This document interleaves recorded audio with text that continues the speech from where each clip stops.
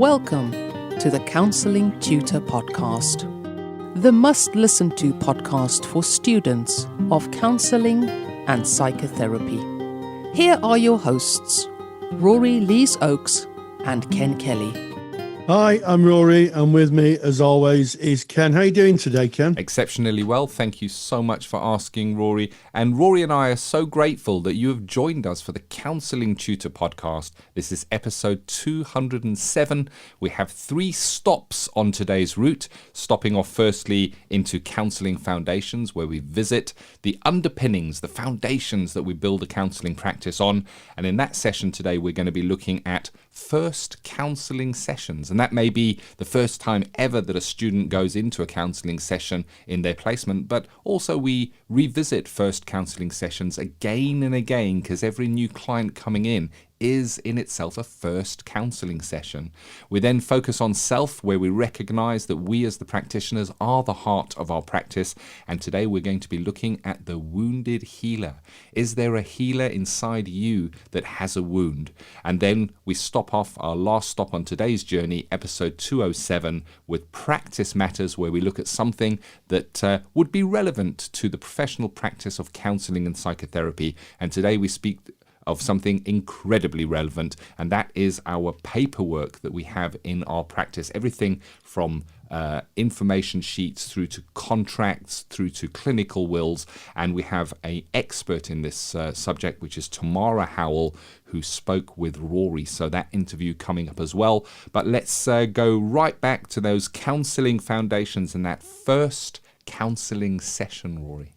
Oh yes, and I think you ask any practitioner who's practiced for a little while which counselling session they're likely to remember, and I think most of them will say it's the first one. I don't know about you, Ken, but I can still remember vividly my first counselling session, and I counselled in the evening that particular day, and the whole day of nerves and worry, and I was completely distracted. It was my first client. And I have to say that looking back, I'm a lot more kinder to myself now. I kind of say to myself, everybody had to start, but I think probably I was a student. I was just starting out, so maybe I wasn't my best, but I did my best, and I think that's the point. I did my best. I sat and I thought, and I spoke, made a couple of phone calls through the day, and talked to some people who are already in practice, some students, my peers.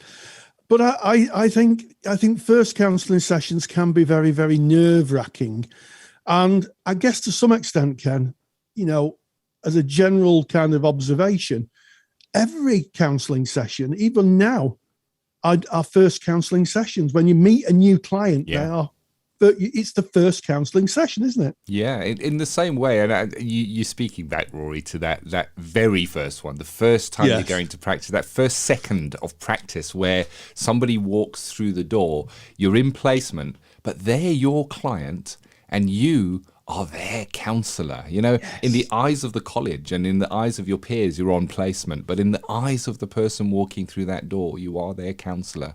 And yes, it writes a memory, and quite rightly so. It is a monumental step, really, where you go from the classroom into the real life situation. You enter that stream of practice that is counselling, and from the first second of entering that stream till the time that you maybe one day decide to step away, you are in practice.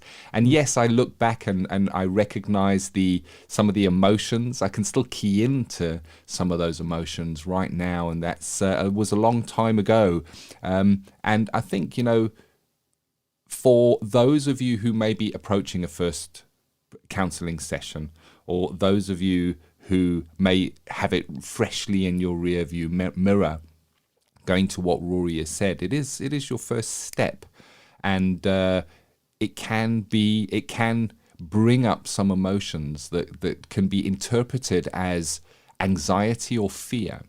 And I remember sitting waiting for my first client, and I had some really good advice, and that was to take at least 10 minutes before the person came, to be in the room so that I was centered.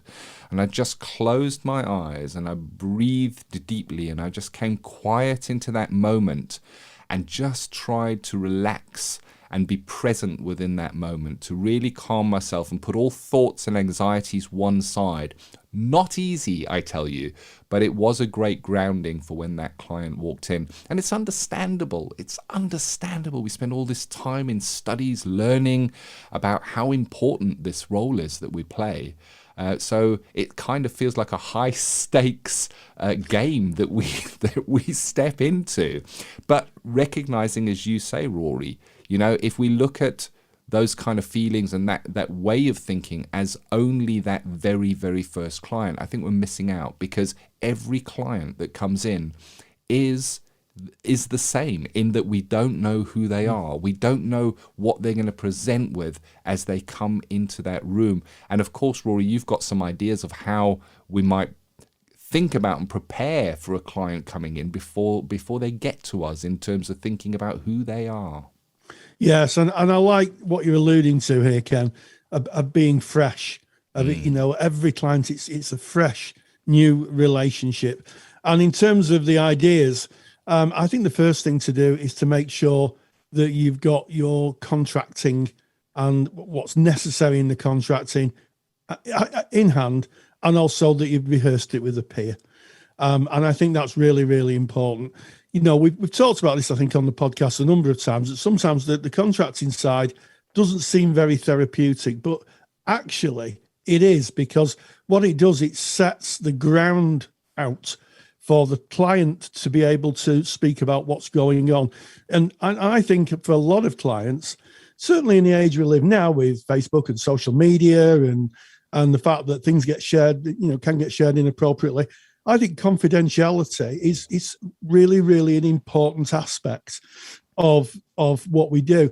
And, my experience, I've contracted with people huge amounts of times now, is that there's a bit of a sigh of relief, really, because we sometimes assume that the clients know the rules of the game, if you like, that of course they'll know there's confidentiality. Of course they'll know there's exceptions to it.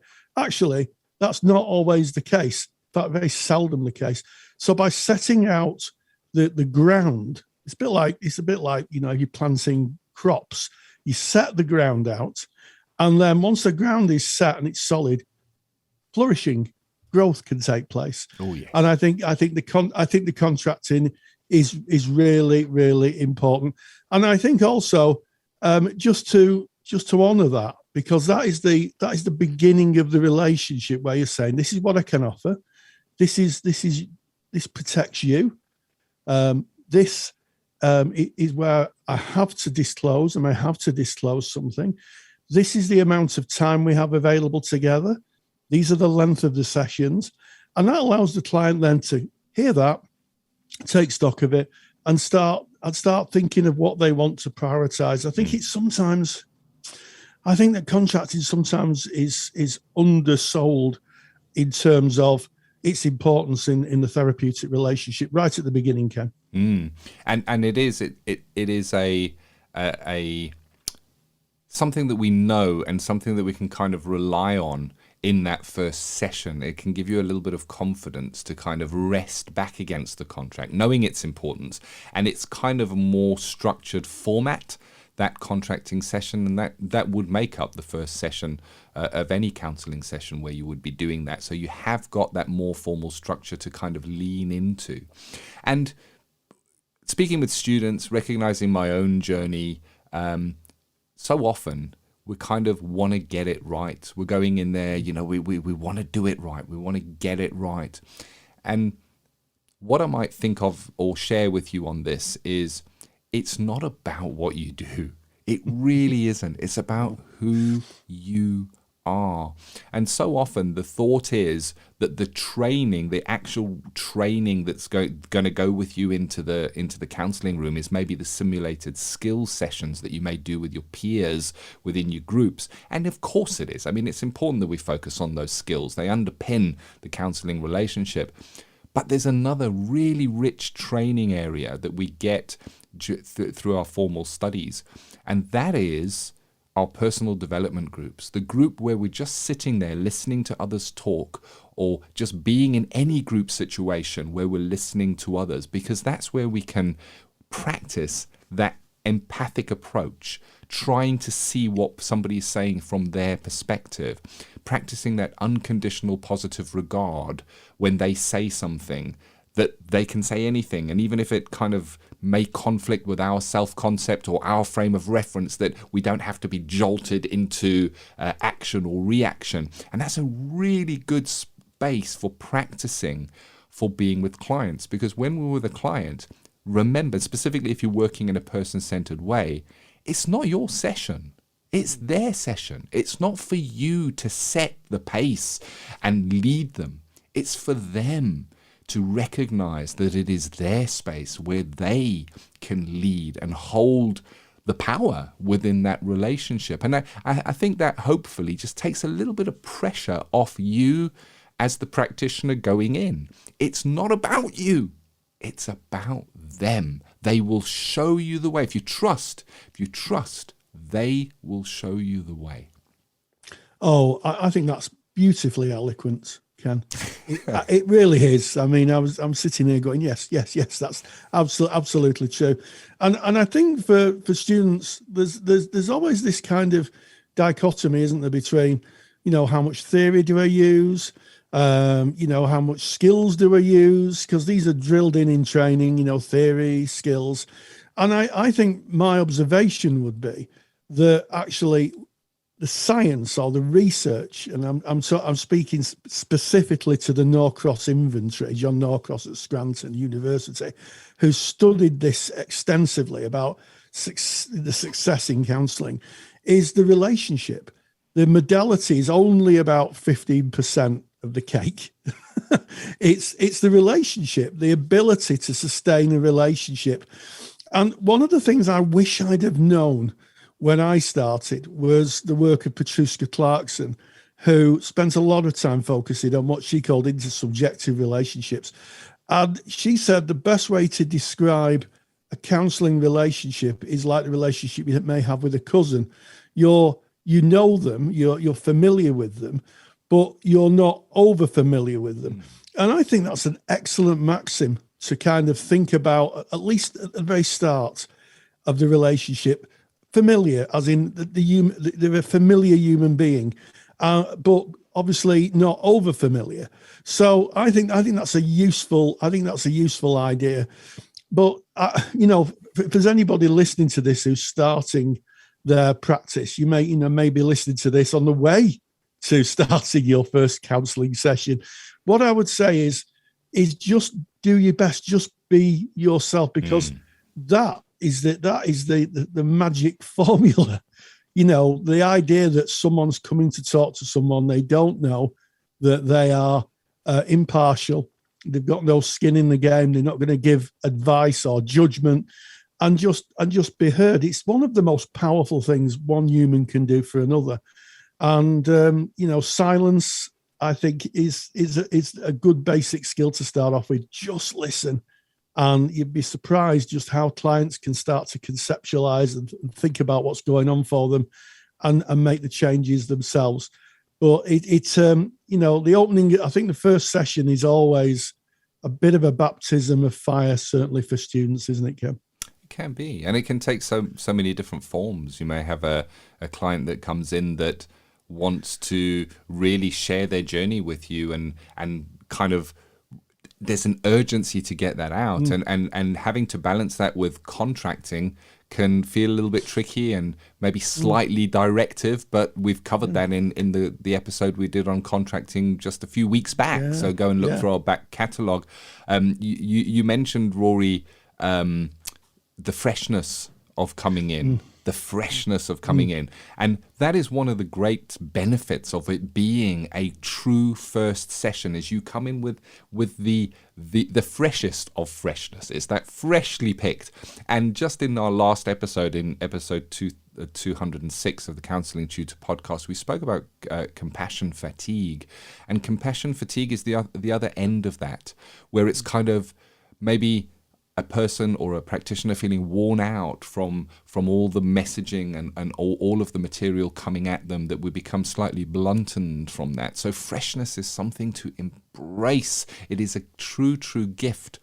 And Rory, you mentioned congruence, being just who you are. By the time you're putting that foot into practice, you are good enough. And if you weren't good enough, your tutors would have pulled you off that course a long time ago. It would have been picked up. You are good enough when you get there. And you have that first second with that first client. You've earned your right to be there. You really, really have. And the true you, the real you, is more than good enough for that relationship. You don't have to be a professional counsellor. The veneer of that professionalism that can come in. Oh, good morning, Rory. It's lovely to see you today. I am your friendly counsellor. Just be you, be your true you. That congruence, so important within that relationship. And of course, it's being our true selves that forms the relationship. We're told, it's the congruence, the unconditional positive regard, and our ability to show an empathic side, and for that to be received, that kind of builds the relationship. It needs to be there. So you are good enough. You really are. And I guess the other flip side to a client that may come in and want to bring their story is that you might get someone who comes in and says, I really don't know where to go here. And they might be quite quiet in the session. And that's okay as well. It's not meant to go a certain way. It's meant to go exactly how it goes. When you get to the end of your first session, that was perfect. It was exactly as it was supposed to be. It just is. You will grow, and your practice will grow, and we learn from everything we do. We take it to peer discussion, we may take it to our supervision, and we go and learn and we grow there. But it's just perfect as it is. Yeah, absolutely, Ken. And, I've been in practice now for nearly 20 years, and I get that same feeling in my tummy when I start with a new client. In those moments before I meet the clients, or before I work online now, and before, we turn on the telehealth platform, that kind of, it's a strange feeling. I could only say it's a little bit like the feeling you get when you sat watching a play and the curtains open and you think, who am I going to meet in this encounter? And I still feel the same. Who is this client? Where are we going to go? What's going to happen? What journey will we take? I still have that kind of very magical feeling that still generates. And I used to think that was nerves. I used to think that was nerves. What that is a passion for the work. That's the thing. It's a passion for the work. And, if you're feeling that, if you're feeling those, reframe it. It's a passion for the work. It means that you're alive. If you're turning up and you're thinking, client coming in a few minutes, I'll just, then maybe that light has gone out. If you're feeling that energy, that's the start of your best work, I think.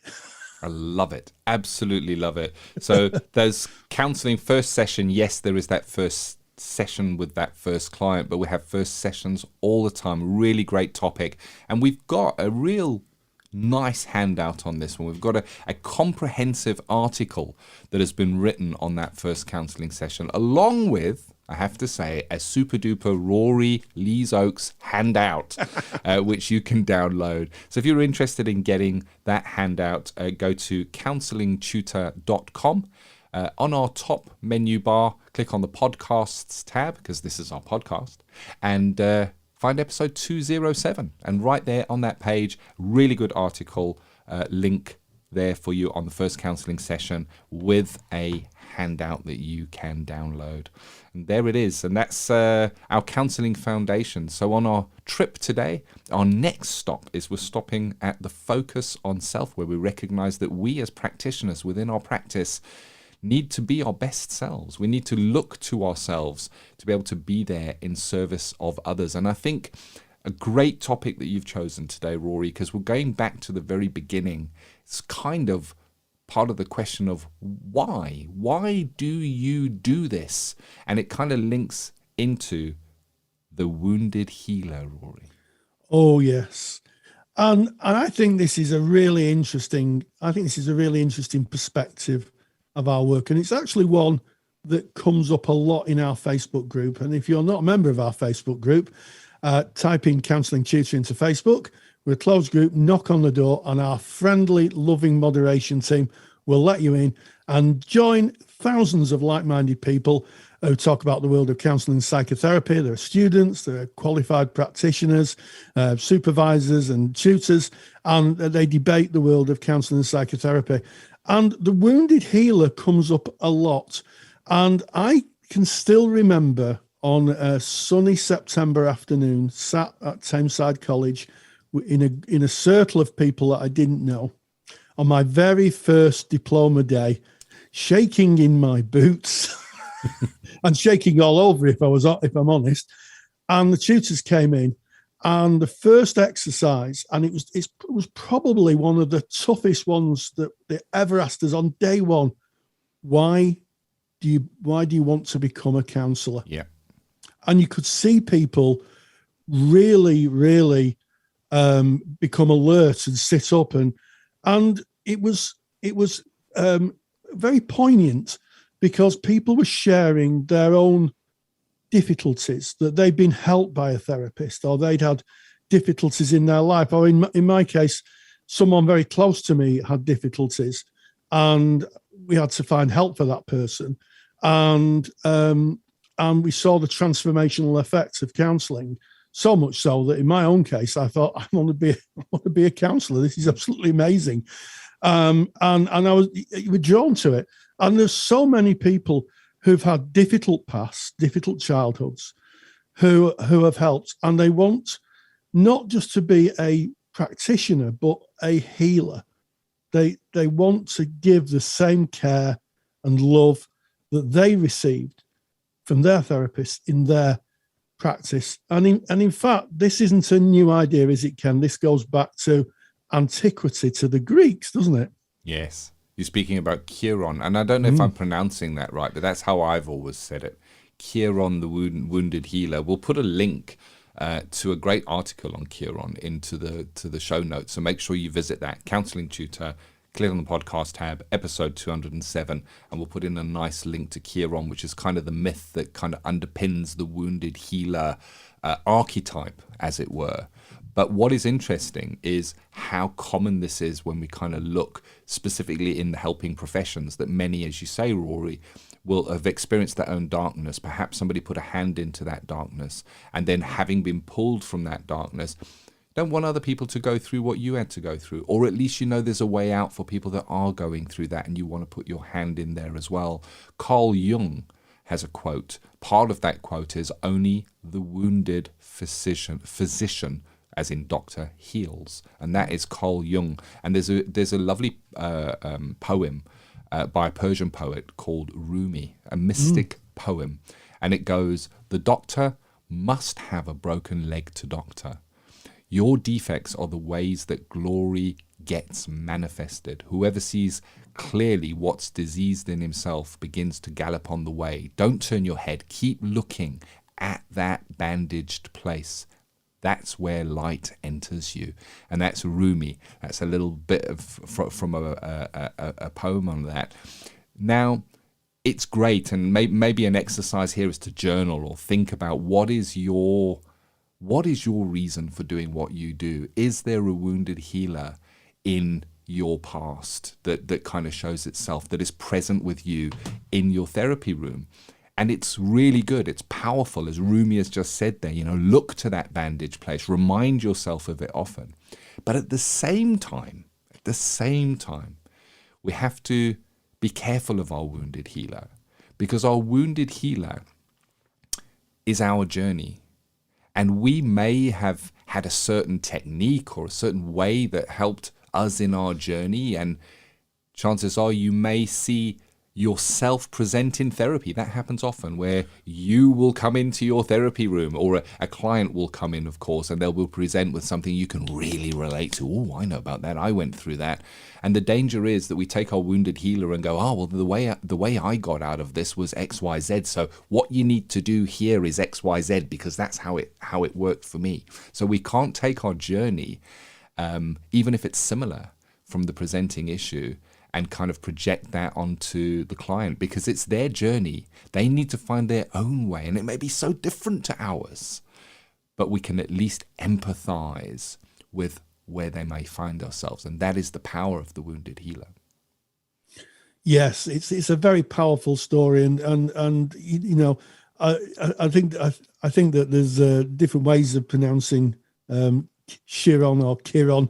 I've heard it said Chiron, sometimes it said Chiron, but of course Chiron was a half man, half horse in Greek mythology, who was wounded, I believe, by arrows with poison, and he was in so much pain. He was immortal. He spent his immortal life trying to cure himself, and as such help cure others, and that's the kind of Greek history, in a potted history of that.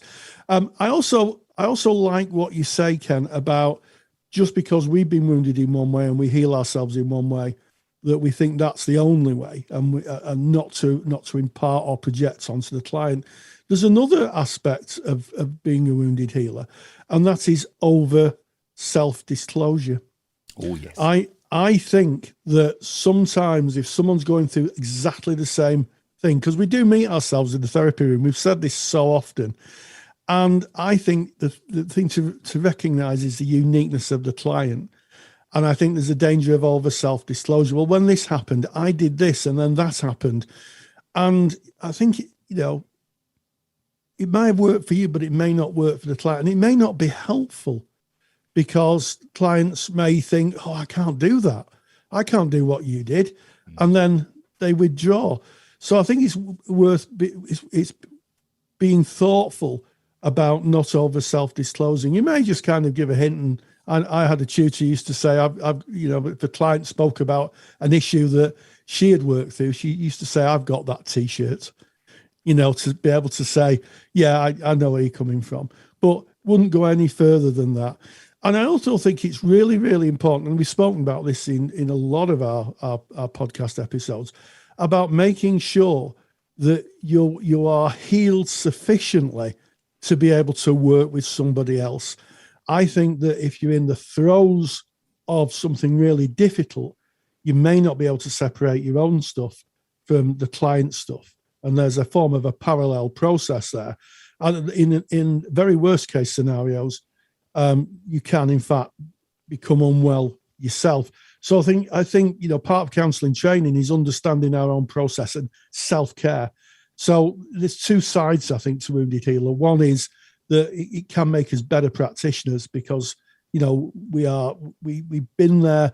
We want to be able to help. We know the transformative power of therapy. But on the other hand, making sure that we're not still so wounded that it becomes about us, or we become even more wounded. It can be a bit of a tricky balance, can't it, Ken? Yes. The place I go on this, because of that tricky balance, is I look to the bandage, as Rumi says in his little poem there. I look to the bandage as a source of empathy only, not as a source of solution or a way forward for a client. The wounded part of us may very well be the spark that brought us onto the helping path in the first place. It is a deep source of caring, and we can look back to it again and again and again, because it gives us compassion and it gives us ability to empathize with others. But that's where it must stay. We talk about frame of reference when we're speaking about counseling, and our frame of reference, our wounded healer sits within our frame of reference, and our frame of reference doesn't have a part in the client's presentation. That's their frame of reference, and our job is to enter their frame of reference, not take ours in there, not even a bit of ours in there. We can take our empathy in there. And you were mentioning about different ways of presenting and disclosure. And I know what you're saying, and there is appropriate disclosure in some modalities and in some ways of working, but it's a very fine line to walk. One of the things that for me, and this is I 100% accept this is just for me, I don't project this onto anybody else, is I never know how a client feels. Not ever.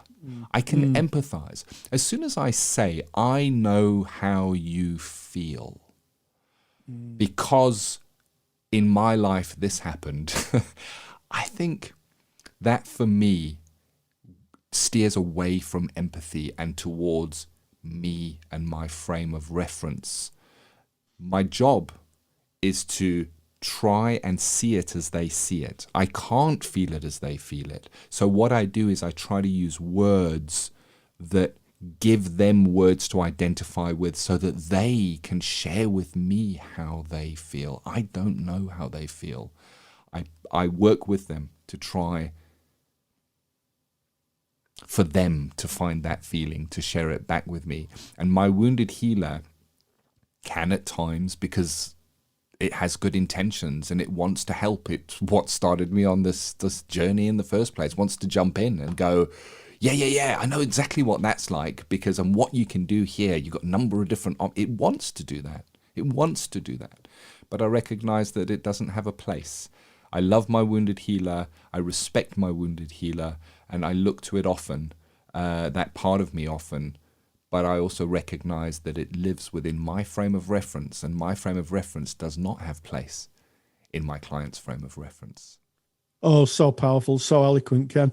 And I also think that the wounded healer has one other really added advantage, and I'm speaking purely from my frame of reference here, is that it allows you to dig in when the client's struggling, and the client, the client may be a bit lost in therapy and he's really conflicted.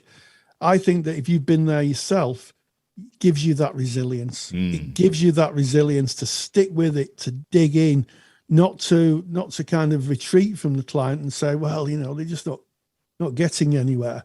To just understand from your own experience just how difficult it is. And I've got some very dear friends who are wounded healers, and that really, really comes across, that stickability, that resilience, that just being there in the face of difficulty. It takes some doing for a therapist to hang on in sometimes, and I think that probably is the legacy of the wounded healer, to be the person that you wanted in your time of crisis. Oh, yes. It's about understanding your why you do this.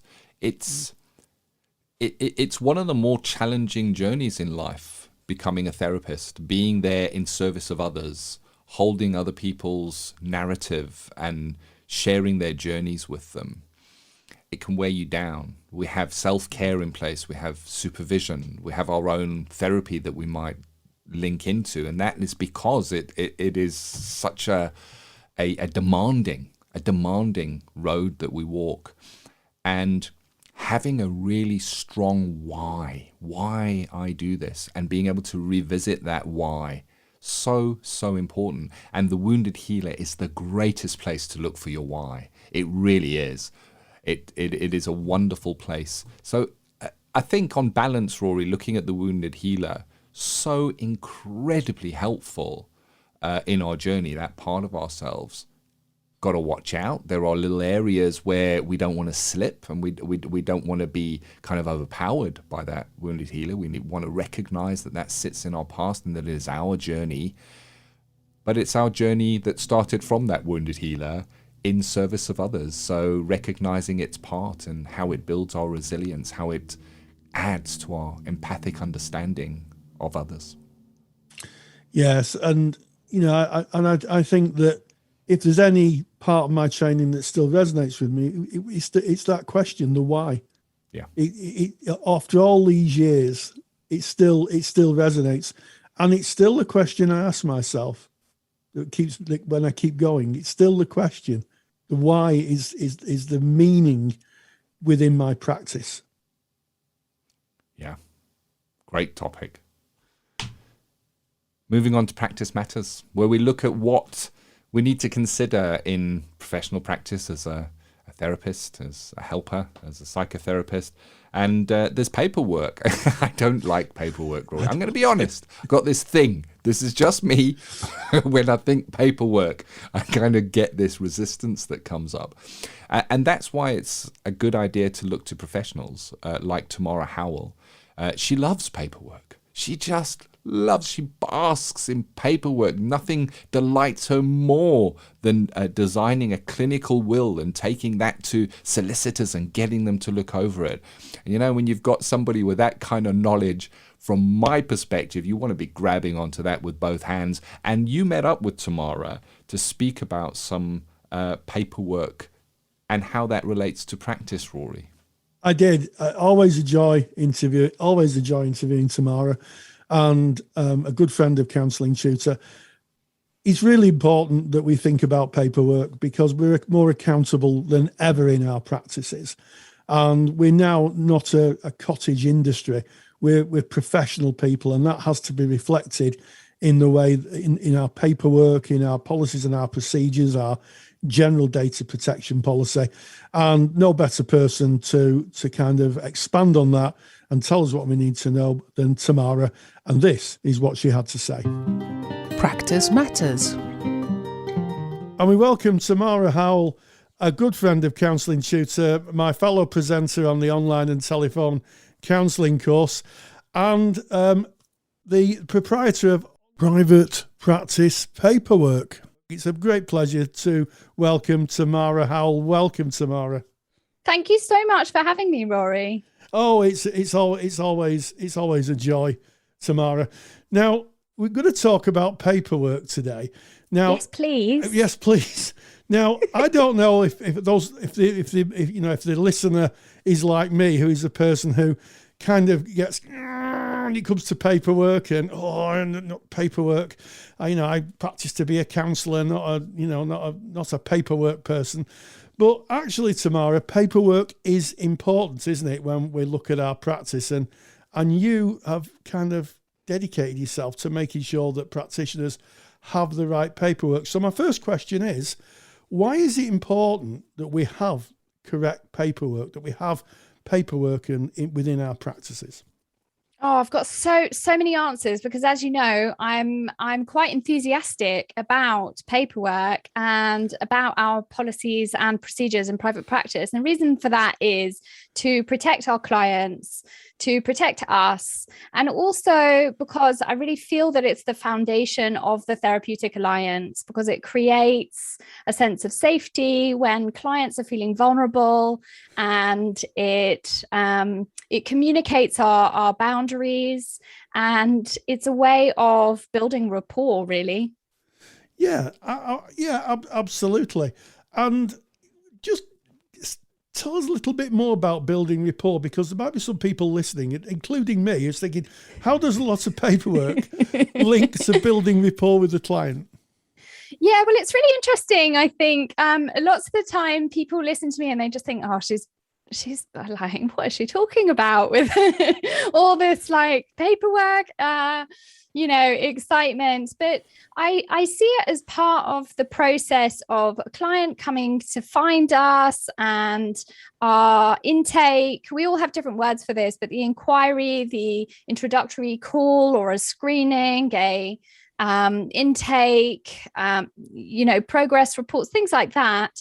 There's a lot of things that people might not use, but there are some things that whether you do them verbally or whether you do them in writing, we need as part of our work, as part of building the relationship. And I think that paperwork gives us a basis to work from. So it makes it easier for us. It makes it easier for clients.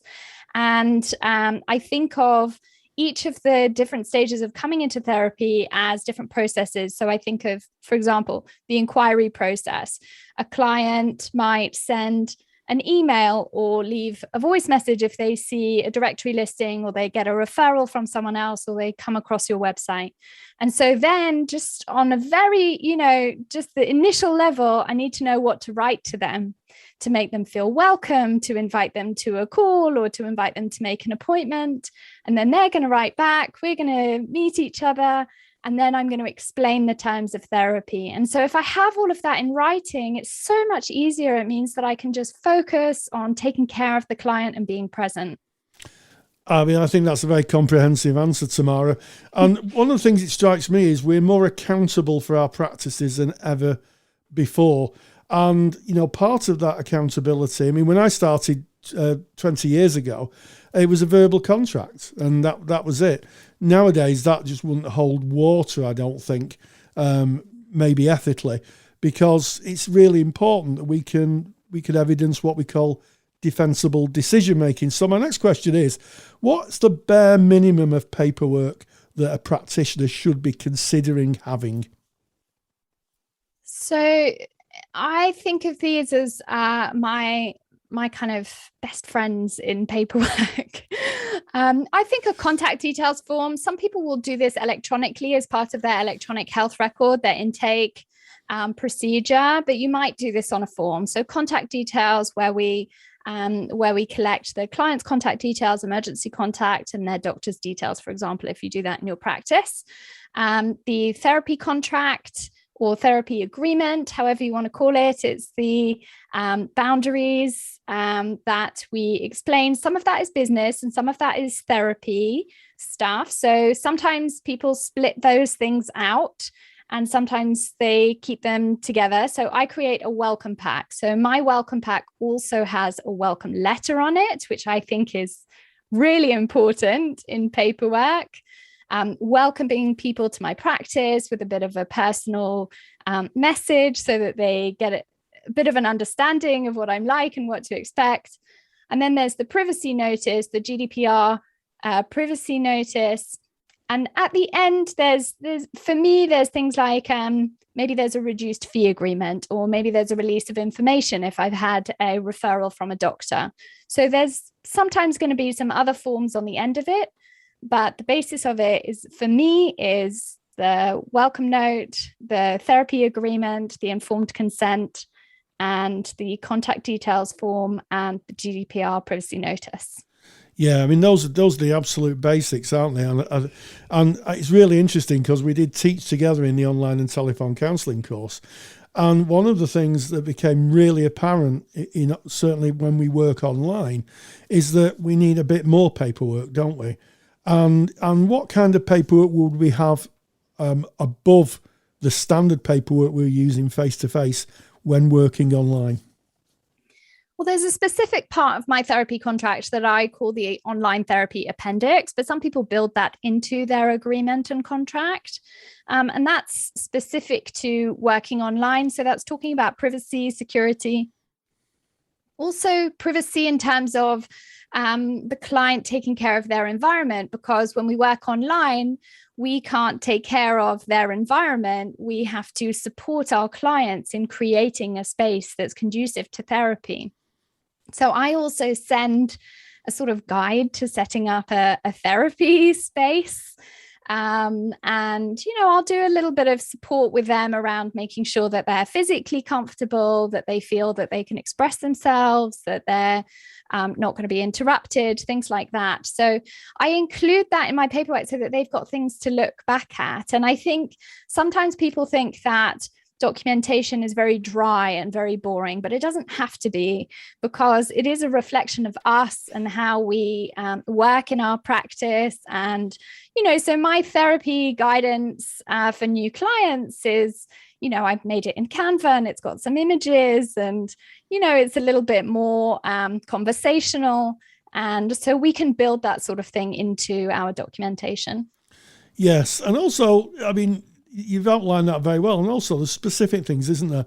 Like emergency contact details and, and just help us a little bit with emergency contacts and why we would have emergency contact paperwork when working online. Yeah, absolutely. So, I mean, the paperwork that I use, because since I redid my paperwork, I have worked online and in person. I had a hybrid practice that's now online 100%. So I've always used the same kind of paperwork. And sometimes I don't think about the fact that I've taken into account working online when I was creating it and reading all the ethical guidelines. But emergency contact, some people tell me if a client doesn't want to give that to me, or if maybe I don't need their doctor's details or things like that.